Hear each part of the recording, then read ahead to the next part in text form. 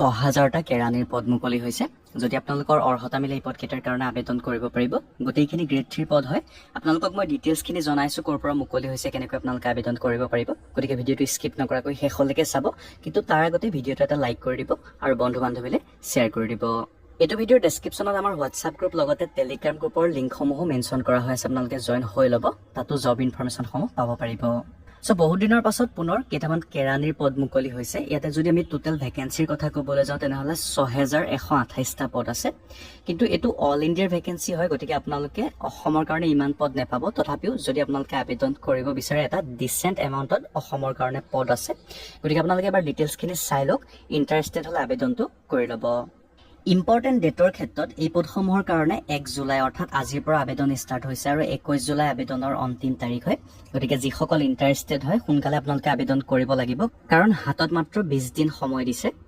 Eligibility ক্ৰাইটেৰিয়াৰ ক্ষেত্ৰত যিটো বয়সৰ সময়সীমা দিছে সেইটোৰ কথা ক'বলৈ গ'লে 20ৰ পৰা 28 বছৰ বয়সলৈকে আবেদন কৰিব পাৰিব যিসকল জেনেৰেল কেটেগৰীৰ কেণ্ডিডেট। ইয়াতে ডেট দুটাও মেনশ্যন কৰি দিছে, 2 জুলাই 1996 চনৰ পৰা 1 জুলাই 2004 চনৰ মাজপক্ষত যিসকল কেণ্ডিডেট জন্ম হৈছে তেওঁলোক এলিজিবল হ'ব। তাৰ বাহিৰে যিসকল ৰিজাৰ্ভ কেটেগৰীৰ কেণ্ডিডেট তেওঁলোকৰ কাৰণে এজ ৰিলেক্সেশ্যনৰ সুবিধাখিনিও থাকিব, আপোনালোকে ইয়াতে চাব পাৰে।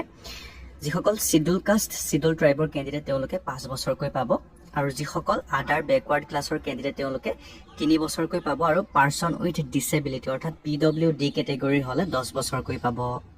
এডুকেশ্যনেল কোৱালিফিকেশ্যনৰ ক্ষেত্ৰত এইকেইটা যিহেতু গ্ৰেড 3 পদ হয়, গতিকে তাৰ কাৰণে চিম্পলি গ্ৰেজুৱেশ্যন পাছ কৰিলে আপোনালোকে আবেদন কৰিব পাৰিব। তাৰ লগতে আপোনালোকৰ কম্পিউটাৰ প্ৰফিচিয়েঞ্চিও থাকিব লাগিব আৰু কম্পিউটাৰ নলেজখিনিও ভালকৈ থাকিব লাগিব, তেতিয়াহে আপোনালোকে এই পদকেইটাৰ কাৰণে আবেদন কৰিব পাৰিব। যিহেতু ক্লাৰ্কৰ পদ হয়, গতিকে কম্পিউটাৰখিনি নিশ্চয়কৈ আপোনালোকৰ লাগিব। লগতে proficiency in official language of state or union territory অৰ্থাৎ অফিচিয়েল যিটো লেংগুৱেজ আছে ৰাজ্যখনৰ সেইটোৰ বিষয়ে আপোনালোকে ভালকৈ জানিব লাগিব। অসমৰ ক্ষেত্ৰত অসমীয়াটো আপোনালোকৰ কম্পালচৰি হ'ব। এতিয়া আহিছোঁ এপ্লিকেশ্যন ফিজৰ ডিটেইলছলৈ। ইয়াতে যদি আপোনালোকে চাই ST SC BW BD আৰু এক্স চাৰ্ভিচমেন কেটেগৰীৰ কেণ্ডিডেটসকলে যদি আবেদন কৰে 175 টকা, লগতে GST আপোনালোকে পে' কৰিব লাগিব। কিন্তু তাৰ বাহিৰে আনৰিজাৰ্ভ আৰু OBC কেটেগৰীৰ কেণ্ডিডেট হ'লে 850 টকা পে' কৰিব লাগিব, আৰু ইয়াতে GSTটো ইনক্লুড কৰা হৈ থাকিব।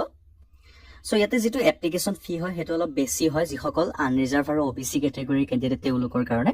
গতিকে আপোনালোকে আবেদন কৰাৰ আগত ভালকৈ এবাৰ চাই ল'ব। এই ভেকেঞ্চিটো আহিছিল IBPSৰ ফালৰ পৰা। ক্লাৰ্ক পদৰ কাৰণে 6128টা পদ মুকলি হৈছে। তাৰ ভিতৰতে অসমৰ এইকেইটা বেংকৰ কাৰণে ভেকেঞ্চি আছে। তাৰ ভিতৰত আপোনালোকে চাওক, বেংক অফ ইণ্ডিয়া আছে, কানাড়া বেংক আছে, চেণ্ট্ৰেল বেংক অফ ইণ্ডিয়া আছে, পাঞ্জাৱ এণ্ড সিন্ধ বেংক আছে, ইউকো বেংক আছে, আৰু ইউনিয়ন বেংক অফ ইণ্ডিয়াৰ কাৰণে ভেকেঞ্চি আছে। টোটেল ভেকেঞ্চিৰ কথা যদি আমি ক'বলৈ যাওঁ অসমৰ কাৰণে 75টা পোষ্ট আছে। সো আপোনালোকে এবাৰ চাই ল'ব ডিটেইলছখিনি, যদি ইণ্টাৰেষ্টেড হয় আবেদনটো কৰি ল'ব। সো এইখিনি ইনফৰমেশ্যনখিনি আছিলে আপোনালোকক জনাই দিলোঁ। যদি ভিডিঅ'টো ইনফৰমেটিভ যেন লাগিছে লাইক এটা কৰি দিব, বন্ধু বান্ধৱীলৈ শ্বেয়াৰ কৰি, আৰু যদি চেনেলটো এতিয়ালৈকে ছাবস্ক্ৰাইব কৰা নাই, অসমৰ লগতে ভাৰতৰ সকলোবিলাক জব ইনফৰমেশ্যন পাবলৈ চেনেলটো ছাবস্ক্ৰাইব কৰি ল'ব। ধন্যবাদ।